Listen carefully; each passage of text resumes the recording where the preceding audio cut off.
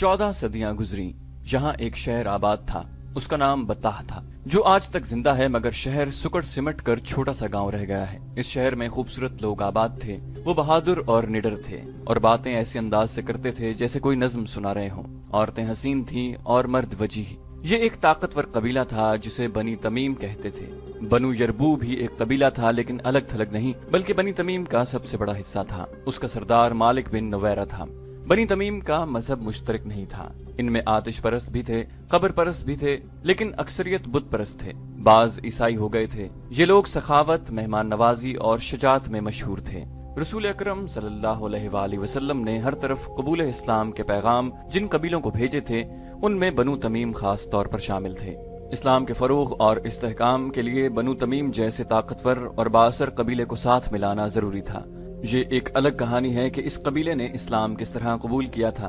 مختصر یہ کہ بنی تمیم کی غالب اکثریت نے اسلام قبول کر لیا. مالک بن نویرہ منفرد شخصیت اور حیثیت کا حامل تھا. وہ آسانی سے اپنے عقیدے بدلنے والا آدمی نہیں تھا، لیکن اس نے دیکھا کہ بنو تمیم کے بیشتر قبائل مسلمان ہو گئے ہیں، تو اس نے اپنی مقبولیت اور اپنی سرداری کو قائم رکھنے کے لیے اسلام قبول کر لیا. چونکہ یہی شخص زیادہ باروب اور اثر و رسوخ والا تھا، اس لیے رسول کریم صلی اللہ علیہ وآلہ وسلم نے اسے بطاح کا امیر مقرر کیا. زکوٰۃ اور دیگر محصول اور واجبات وصول کر کے مدینہ بھجوانا اس کی ذمہ داری تھی. مشہور مورخ بلازری اور محمد حسین ہیکل لکھتے ہیں کہ مالک بن نویرہ بڑا وجیح اور خوبصورت آدمی تھا. اس کے قد کاٹ میں عجیب سی کشش تھی. اس کے سر کے بال لمبے اور خوبصورت تھے. شہ سوار ایسا کہ کوئی اس کے مقابلے میں ٹھہر نہیں سکتا تھا. اچھا خاصا شاعر تھا. آواز میں مٹھاس اور ترنم تھا، اور اس میں سب سے بڑی خوبی یہ تھی کہ ہنسمکھ تھا. غم کے مارے ہوں کو ہنسا دیتا تھا. اس میں خرابی یہ تھی کہ اس میں غرور اور تکبر بہت تھا. اس کی ایک وجہ تو اس کی وہ حیثیت تھی جو اسے بنو تمیم میں اور خصوصاً اپنے قبیلے میں حاصل تھی. دوسری وجہ اس کا مردانہ حسن اور دیگر مردانہ اوصاف تھے جو ایک طلسم کی طرح دوسروں پر حاوی ہو جاتے. اس کا تعلق متعدد عورتوں کے ساتھ تھا. قبیلے کی جوان لڑکیاں اس کا قرب حاصل کرنے کی خواہاں اور کوشاں رہتی، لیکن وہ وقتی تعلق رکھتا اور کسی کو بیوی نہیں بناتا تھا. کہتا تھا کہ اس طرح ایک عورت اس کے ہم پلہ ہو جائے گی، حالانکہ اس وقت بیویوں کو یہ مقام حاصل نہیں تھا. وہ قبیلے کی عورتوں کے دلوں میں بستا تھا. اس کے دل کو مسخر کرنے والی عورت کا نام لیلا تھا. مالک بن نویرہ نے لیلا سے شادی کر لی. لیلا کو قبیلے نے تمیم کا نام دیا. رسول کریم صلی اللہ علیہ وآلہ وسلم کے وصال کی خبر ملتے ہی مالک بن نویرہ نے مدینہ والوں سے نظریں پھیر لی اور ظاہر کر دیا کہ اس نے اسلام قبول کیا تھا، ایمان نہیں. اس نے زکوٰۃ اور محصولات وصول کر کے اپنے گھر میں رکھے ہوئے تھے. چند دنوں تک اس نے یہ مال مدینہ کو بھیجنا تھا. اس نے قبیلے کے لوگوں کو اکٹھا کر کے انہیں زکوٰۃ اور محصولات واپس کر دیے. مالک نے کہا، اب تم آزاد ہو. میں نے مدینہ کی زنجیر توڑ ڈالی ہے. اب جو کچھ تم کماؤ گے وہ سب تمہارا ہوگا. لوگوں نے داد و تحسین کے نعرے بلند کیے. مالک بہت خوش تھا کہ مدینہ سے تعلق توڑ کر وہ اپنے قبیلے کا پھر خود مختار سردار بن گیا ہے، مگر اس کی خوشی زیادہ دیر قائم نہ رہ سکی. 2-3 قبیلوں کے سرکردہ آدمیوں نے مالک سے کہا کہ اس نے مدینہ سے تعلق توڑ کر اچھا نہیں کیا. مالک نے انہیں مدینہ کے خلاف کرنے کی بہت کوشش کی، لیکن اس کی زبان کا جادو نہ چل سکا. زکوٰۃ اور محصولات کی ادائیگی کے مسئلے پر بنو تمیم 3 حصوں میں بٹ گئے. ایک وہ تھے جو زکوٰۃ وغیرہ کی ادائیگی کرنا چاہتے تھے، دوسرے وہ جو مدینہ کے ساتھ کوئی تعلق نہیں رکھنا چاہتے تھے، اور تیسرے وہ تھے جن کے لیے یہ فیصلہ کرنا مشکل ہو گیا تھا کہ وہ کیا کریں. ان سب کے اختلافات اتنے بڑھ گئے کہ قبیلوں کی آپس میں خونریز لڑائیاں شروع ہو گئیں. اتنے میں سجا اپنا لشکر لے کر آ گئی. سجا کا ذکر پہلے آ چکا ہے. اس نے نبوت کا دعویٰ کیا تھا. الحارث کی بیٹی سجا اپنے لشکر کے ساتھ مالک بن نویرہ کے قبیلے بنو یربو کے علاقے میں جا خیمہ زن ہوئی. اس نے مالک بن نویرہ کو بلا کر کہا کہ وہ مدینہ پر حملہ کرنا چاہتی ہے. اگر تم اپنے قبیلے کو میرے لشکر میں شامل کر دو تو ہم مسلمانوں کو ہمیشہ کے لیے ختم کر سکتے ہیں. سجا نے کہا، تمہیں معلوم ہوگا کہ میں بنو یربو میں سے ہوں. خدا کی قسم، مالک بن نویرہ نے کہا، میں تمہارا دست راست بن جاؤں گا، لیکن ایک شرط ہے جو دراصل ہماری ضرورت ہے. تم دیکھ رہی ہو کہ بنو تمیم کے قبیلوں میں دشمنی پیدا ہو چکی ہے. ان سب کو مصالحت کی دعوت دے کر انہیں مدینہ پر حملے کے لیے تیار کریں گے. اگر یہ مصالحت پر آمادہ نہ ہوئے تو ہم انہیں تباہ و برباد کر دیں گے. اگر تم نے انہیں ختم نہ کیا تو یہ سب مل کر تمہارے خلاف ہو جائیں گے. ان میں مدینہ کے وفادار بھی ہیں. انہوں نے سچے دل سے اسلام قبول کر لیا ہے. مالک بن نویرہ کی خواہش یہ تھی کہ سجا کے لشکر کو ساتھ ملا کر بنی تمیم کے مسلمانوں کو اور اپنے دیگر مخالفین کو ختم کیا جائے. مورخ لکھتے ہیں کہ سجا مالک بن نویرہ کے مردانہ حسن و جلال سے متاثر ہو گئی تھی. اس نے مالک کی بات فوراً مان لی. دونوں نے تمام قبیلوں کے سرداروں کو مصالحت کے پیغام بھیجے. پیغام میں یہ بھی شامل تھا کہ مدینہ پر حملہ کیا جائے گا۔ صرف ایک قبیلے کا سردار وکی بن مالک تھا جس نے ان سے مصالحت قبول کر لی، باقی تمام قبیلوں نے انکار کر دیا۔ اس کے نتیجے میں سجا، مالک اور وکی کے متحدہ لشکروں نے دوسرے قبیلوں پر حملہ کر دیا۔ بڑی خونریز لڑائیاں لڑی جانے لگیں۔ بنو تمیم جو سخاوت، مہمان نوازی اور زبان کی چاشنی کے لیے مشہور تھے، ایک دوسرے کے لیے وحشی اور درندے بن گئے۔ بستیاں اجڑ گئیں، خون بہہ گیا، لاشیں بکھر گئیں۔ لیلا کو اپنے دروازے پر عورتوں کی آہو بکا سنائی دی۔ کچھ عورتیں بیان کر رہی تھیں، کیا میں بیوہ ہو گئی ہوں؟ لیلا ننگے پاؤں باہر کو دوڑی۔ وہ کہہ رہی تھی مالک بن نویرہ کی لاش لائے ہیں۔ اس نے دروازہ کھولا تو باہر 10-12 عورتیں کھڑی بیان کر رہی تھیں۔ لیلا کو دیکھ کر ان کی آہوزاری اور زیادہ بلند ہو گئی۔ 3 عورتوں نے اپنے بازوؤں پر ننھے بچوں کی لاشیں اٹھا رکھی تھیں۔ لاشوں پر جو کپڑے تھے وہ خون سے لال تھے۔ لیلا، کیا تو عورت ہے؟ ایک عورت اپنے بچے کی خون آلود لاش لیلا کے آگے کرتے ہوئے چلائی، تو عورت ہوتی تو اپنے خاوند کا ہاتھ روکتی کہ بچوں کا خون نہ کر۔ یہ دیکھ، ایک اور عورت نے اپنے بچے کی لاش لیلا کے آگے کرتے ہوئے کہا۔ یہ بھی دیکھ، ایک اور بچے کی لاش لیلا کے آگے کی گئی۔ یہ دیکھ میرے بچے، ایک عورت نے اپنے 2 بچے لیلا کے سامنے کھڑے کر رکھے تھے، یہ یتیم ہو گئے ہیں۔ لیلا کو چکر آنے لگا، عورتوں نے اسے گھیر لیا اور چیخنے چلانے لگیں، تو ڈائن ہے، تیرا خاوند جلاد ہے۔ سجا کو نبوت کس نے دی؟ سجا تیرے خاوند کی داشتہ ہے، سجا تیری سوکن ہے، تیرے گھر میں ہمارے گھروں کا لوٹا ہوا مال آ رہا ہے۔ مالک بن نویرہ تجھے ہمارے بچوں کا خون پلا رہا ہے، ہمارے تمام بچوں کو کاٹ کر پھینک دے، ہم سجا کی نبوت نہیں مانیں گے۔ ہمارے نبی محمد صلی اللہ علیہ وآلہ وسلم ہیں، محمد صلی اللہ علیہ وآلہ وسلم اللہ کے رسول ہیں۔ بستی کے لوگ اکٹھے ہو گئے، ان میں عورتیں زیادہ تھیں۔ لیلا نے اپنا حسین چہرہ اپنے ہاتھوں میں چھپا لیا، اس کا جسم ڈولنے لگا۔ 2 عورتوں نے اسے تھام لیا، اس نے اپنے سر کو زور زور سے جھٹکا اور وہ سنبھل گئی۔ اس نے عورتوں کی طرف دیکھا، میں تمہارے بچوں کے خون کی قیمت نہیں دے سکتی۔ لیلا نے کہا، میرا بچہ لے جاؤ اور اسے کاٹ کر ٹکڑے ٹکڑے کر دو، ہم چڑیلے نہیں۔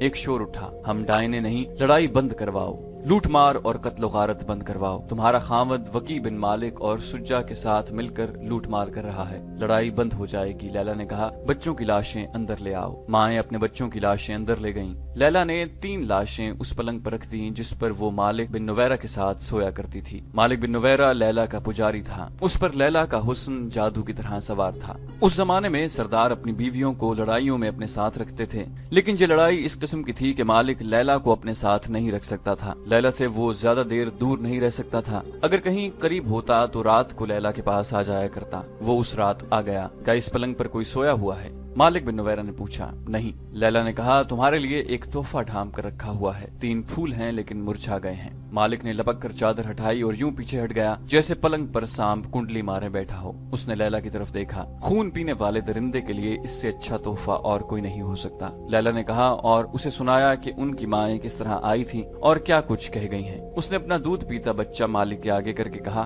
جا لے جا اسے اور اس کا بھی خون پی لے۔ لیلا نے کہا، کیا تو وہ مالک بن نویرہ ہے جسے لوگ ہنسمکھ کہتے ہیں؟ کیا یہ ہے تیری شجاعت اور سخاوت کہ تو ایک عورت کے جال میں آ کر لوٹ مار کرتا پھر رہا ہے؟ اگر تو بہادر ہے تو مدینہ پر چڑھائی کر، یہاں نہتے مسلمانوں کو قتل کرتا پھر رہا ہے۔ مالک بن نویرہ معمولی آدمی نہیں تھا، اس کی شخصیت میں انفرادیت تھی جو دوسروں میں تاثر پیدا کرتی تھی۔ اس نے تانے کبھی نہیں سنے تھے، اس کا سر کبھی نہیں جھکا تھا۔ کیا یہ ہے تیرا غرور؟ لیلا نے اسے خاموش کھڑا دیکھ کر کہا، کیا تو ان معصوم بچوں کی لاشوں پر تکبر کرے گا؟ ایک عورت کی خاطر ایک عورت نے تیرا غرور اور تکبر توڑ کر تجھے قاتل اور ڈاکو بنا دیا ہے۔ میں اپنے بچے کو تیرے پاس چھوڑ کر جا رہی ہوں، پیچھے سے ایک تیر میری پیٹھ میں اتار دینا۔ لیلا، مالک بن نویرہ گرج کر بولا، مگر بجھ کر رہ گیا اور مجرم سی آواز میں کہنے لگا، میں کسی عورت کے جال میں نہیں آیا، جھوٹ نہ بول مالک۔ لیلا نے کہا، میں جا رہی ہوں، سجا کو لے آ یہاں۔ یہ یاد رکھ، تیری سرداری، تیری خوبصورتی، تیری شاعری اور تیری خونخواری تجھے ان مرے ہوئے بچوں کی ماؤں کی آہوں اور فریادوں سے بچا نہیں سکیں گی۔ یہ تو صرف 3 لاشیں ہیں، بستیوں کو لوٹتے معلوم نہیں کتنے بچے تیرے گھوڑوں کے قدموں تلے کچلے ہوں گے۔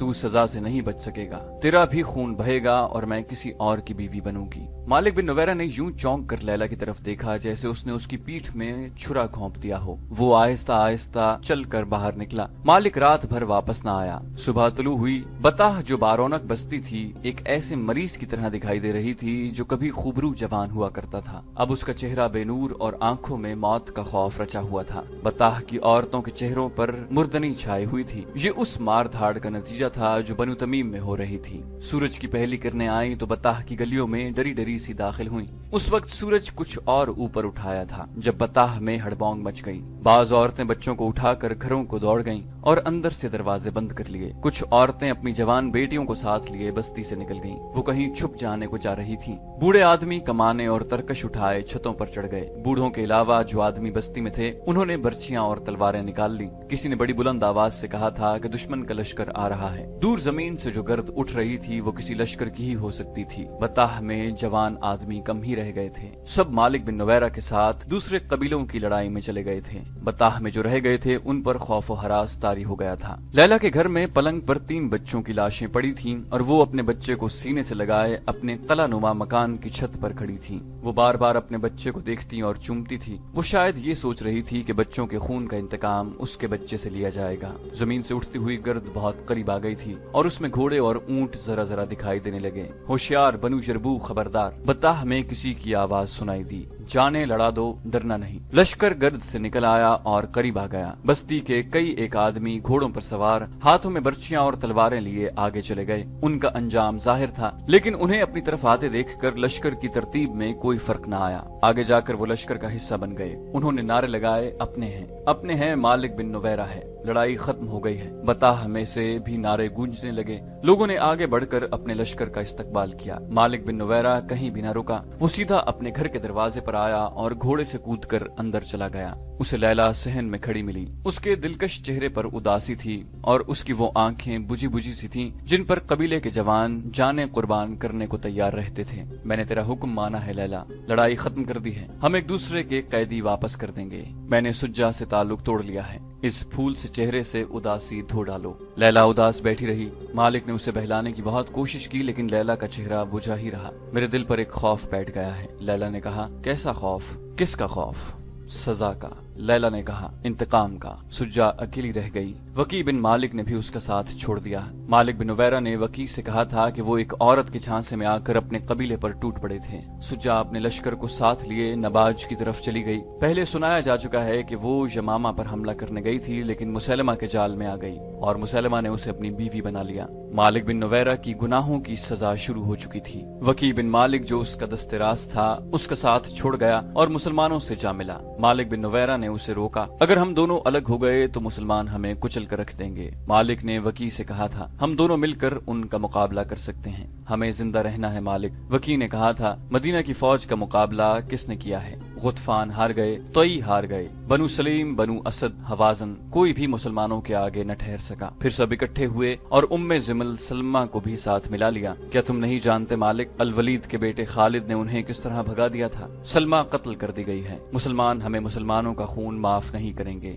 तमाम कबीलों को शिकस्त देने वाला खालिद वापस मदीना नहीं चला गया, वो बजाखा में है। दूसरी तरफ मुसलमानों का माना हुआ सिपह सलार उसामा है। इन दोनों में से कोई भी किसी भी वक्त यहाँ का रुख कर सकता है। इनसे खून माफ कराने का एक ही तरीका है कि मैं इनकी इताअत कबूल करके इन्हें अपने कबीले की ज़कात और महसूल अदा करता रहूं। मालिक बिन नुवैरा कोई फैसला न कर सका। खालिद बिन वलीद रज़ी अल्लाहु अन्हु तक इत्तला पहुंच चुकी थी कि मालिक बिन नुवैरा को रसूलुल्लाह सल्लल्लाहु अलैहि वसल्लम ने अमीर मुकर्रर किया था, मगर उसने ज़कात वगैरह वसूल करके मदीना न भेजी और लोगों को वापस कर दी। जासूसों ने खालिद रज़ी अल्लाहु अन्हु को मालिक का एक शेर भी सुनाया। उसमें उसने रसूल करीम सल्लल्लाहु अलैहि वसल्लम के बाद अपने कबीले से कहा था कि अपने माल को अपने पास रखो और मत डरो कि न जाने क्या हो जाए। अगर इस्लामी हुकूमत की तरफ से हम पर कोई मुसीबत आएगी तो हम कहेंगे कि हमने मोहम्मद सल्लल्लाहु अलैहि वसल्लम के दीन को कबूल किया था, अबू बकर रज़ी अल्लाहु अन्हु के दीन को नहीं। मालिक बिन नुवैरा ने सुज्जा के साथ मिलकर मुसलमानों का जो कत्लेआम किया था उसकी भी इत्तला खालिद रज़ी अल्लाहु अन्हु को मिल गई थी। खालिद रज़ी अल्लाहु अन्हु ने अपने दस्तों को बत्ताह की तरफ तेज कूच का हुक्म दिया। उनके दस्तों में अंसार मदीना भी थे। उन्होंने बत्ताह की तरफ पेशकदमी की मुखालिफत की। खुदा की कसम, खालिद रज़ी अल्लाहु अन्हु ने कहा, मैं अपनी सिपाह में पहले आदमी देख रहा हूँ जो अपने अमीर और सलार की हुक्म उदूली कर रहे हैं। इसे हुक्म उदूली समझें या जो कुछ भी समझें। अंसार की नुमाइंदगी करने वाले ने कहा, खलीफतुल मुस्लिमीन का हुक्म ये था कि तुलैहा को मुती करके इस इलाके में रसूलुल्लाह सल्लल्लाहु अलैहि वसल्लम की कायम की हुई अमलदारी को बहाल करें और जो जंग पे उतर आए हैं उससे जंग करें और बजाखा में अगले हुक्म का इंतजार करें। हम जानते हैं कि मदीना से ऐसा कोई हुक्म नहीं आया کہ ہم بطاح پر حملے کے لیے جائیں۔ کیا تم میں کوئی ہے جسے یہ معلوم نہ ہو کہ میں تمہارا امیر اور سپہ سالار ہوں؟ خالد بن ولید رضی اللہ عنہ نے پوچھا اور سب کی طرف دیکھنے لگے۔ انہیں کوئی جواب نہ ملا تو انہوں نے کہا کہ میں نہیں جانتا کہ خلیفۃ المسلمین کے ساتھ تم کیا معاہدہ کر کے آئے ہو۔ میں یہ جانتا ہوں کہ خلیفہ نے مجھے یہ حکم دیا تھا کہ جہاں بھی اسلام سے انحراف کی خبر ملے اور جہاں بھی مدینہ کے ساتھ کیے ہوئے معاہدوں کی خلاف ورزی نظر آئے وہاں تک جاؤ اور اسلام کا تحفظ کرو۔ میں سپہ سالار ہوں۔ اپنی ذمہ داریاں پوری کرنے کے لیے اگر مجھے کوئی ایسی کارروائی کرنی پڑے گی جو خلیفہ کے احکام میں شامل نہیں ہوگی تو میں وہ کارروائی ضرور کروں گا۔ خلافت کے احکام میرے پاس آتے ہیں، تمہارے پاس نہیں۔ میں نے کوئی قاصد آتا نہیں دیکھا۔ انصار میں سے کسی نے کہا، میں اس کا جواب دینا ضروری نہیں سمجھتا۔ خالد رضی اللہ عنہ نے جھنجھلا کر کہا، اور میں کسی ایسے آدمی کو اپنی سپاہ میں نہیں دیکھنا چاہتا جس کے دل میں ذرا سا بھی شک ہو۔ مجھے اللہ کی خوشنودی چاہیے۔ اگر تمہیں اپنی ذات کی خوشنودی چاہیے تو جاؤ، اپنے آپ کو خوش کرو۔ میرے لیے مہاجرین کافی ہیں اور میرے ساتھ جو نو مسلم ہیں میں انہیں بھی کافی سمجھتا ہوں۔ مشہور مورخ طبری نے لکھا ہے کہ ابو بکر رضی اللہ عنہ نے اپنے احکام میں یہ شامل کیا تھا کہ بنو اسد کے سردار طلحہ کی سرکوبی کے بعد خالد رضی اللہ عنہ کے دستے بطاح تک جائیں گے، جہاں کے امیر مالک بن نویرہ نے زکوٰۃ اور محصولات کی ادائیگی نہیں کی اور وہ اسلام سے منحرف ہو کر اسلام کا دشمن بن گیا ہے۔ طبری اور دیگر مورخوں نے بھی یہ لکھا ہے کہ انصار بزاخہ میں رہ گئے اور خالد رضی اللہ عنہ اپنے مجاہدین کو ان کے بغیر بطاح لے گئے۔ جب یہ لشکر بزاخہ سے چلا تو انصار نے باہم صلاح مشورہ کیا۔ وہ محسوس کرنے لگے تھے کہ اتنی دور سے اکٹھے آئے تھے، اکٹھے لڑائیاں لڑیں اور اب ہم میں پھوٹ پڑ گئی ہے۔ ہمیں پیچھے نہیں رہنا چاہیے تھا، اور اس لیے بھی ہمیں پیچھے نہیں رہنا چاہیے تھا۔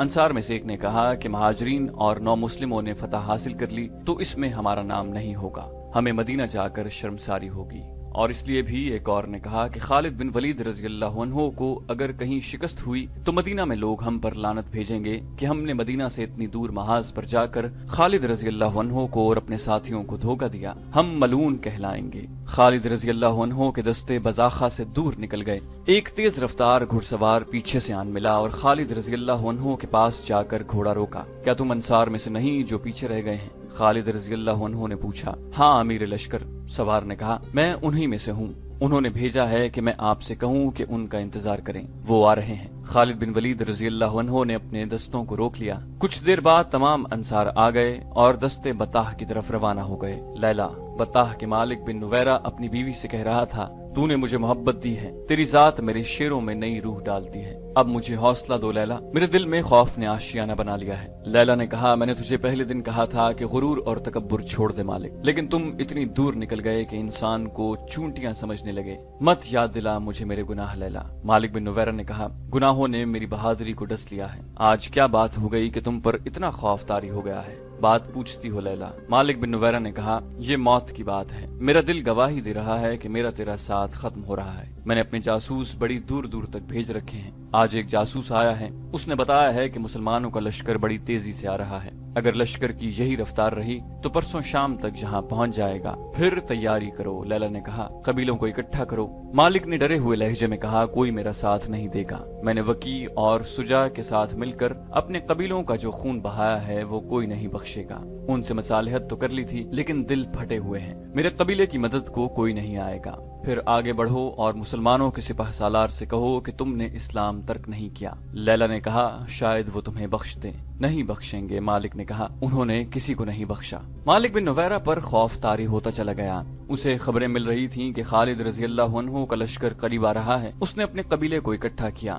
اے بنو یربو، اس نے قبیلے سے کہا، ہم سے غلطی ہوئی کہ ہم نے مدینہ کی حکمرانی کو تسلیم کیا اور ان سے منحرف ہو گئے، انہوں نے ہمیں اپنا مذہب دیا جو ہم نے قبول کیا، پھر نافرمان ہو گئے، وہ آ رہے ہیں، سب اپنے گھروں کو چلے جاؤ اور دروازے بند کر لو، یہ نشانی ہے کہ تم ان کے خلاف ہتھیار نہیں اٹھاؤ گے، ان کے بلانے پر ان کے سامنے نہتے جاؤ، کچھ فائدہ نہ ہوگا مقابلے میں، جاؤ اپنے گھروں کو چلے جاؤ۔ لوگ سر جھکائے ہوئے اپنے گھروں کو چلے گئے۔ نومبر 632 عیسوی شعبان 11 ہجری کے پہلے ہفتے میں خالد رضی اللہ عنہ بطاح پہنچ گئے۔ انہوں نے اپنے لشکر کو محاصرے کی ترتیب میں کیا، مگر ایسا لگتا تھا جیسے بطاح اجڑ گیا ہو، شہر کا دفاع کرنے والے تو نظر ہی نہیں آتے تھے، کوئی دوسرا بھی دکھائی نہ دیا، کسی مکان کی چھت پر ایک بھی سر نظر نہ آتا تھا۔ کیا مالک بن نویرہ اپنے آپ کو اتنا چالاک سمجھتا ہے کہ مجھے گھیرے میں لے لے گا؟ खालिद रजी अल्लाह अन्हु ने अपने नायब सालारों से कहा, महासरे की तरतीब बदल दो और अपने अकब का ख्याल रखो, मैं इस बस्ती को आग लगा दूंगा। वो यहाँ से निकल गए हैं, अकब से हमला करेंगे। खालिद बिन वलीद रजी अल्लाह अन्हु जिंदा दिल, बेखौफ और मुहिमजू थे। उनके अहकाम बहुत सख्त हुआ करते थे। उन्होंने अपने दस्तों को इस तरतीब में कर दिया कि अकब से हमला हो तो रोक लें, और अगर उसके साथ ही शहर से भी हमला हो जाए तो दोनों तरफ लड़ा जाए। मुसलमानों को इस दुश्वारी का सामना था कि उनकी नफरी थोड़ी थी और वो अपने मुस्तकर यानी मदीना से बहुत दूर थे। उन्होंने जिन कबीलों को मुती किया था उनकी बस्तियों को अड्डे बना लिया था, लेकिन अभी वहाँ के लोगों पर पूरी तरह से भरोसा नहीं किया जा सकता था। ये खालिद रज़ी अल्लाह अन्हु की पुरजोश और माहिराना क़यादत थी जो मुजाहिदीन की कलील तादाद में बिजलियों जैसा कहर पैदा किए रखती थी। खालिद रज़ी अल्लाह अन्हु ने बस्ती में एक दस्ता दाखिल किया तो उस पर एक भी तीर न आया। मकान का दरवाजा बंद था। खालिद रज़ी अल्लाह अन्हु ने ये खामोशी देखी तो वो खुद बस्ती में दाखिल हुए।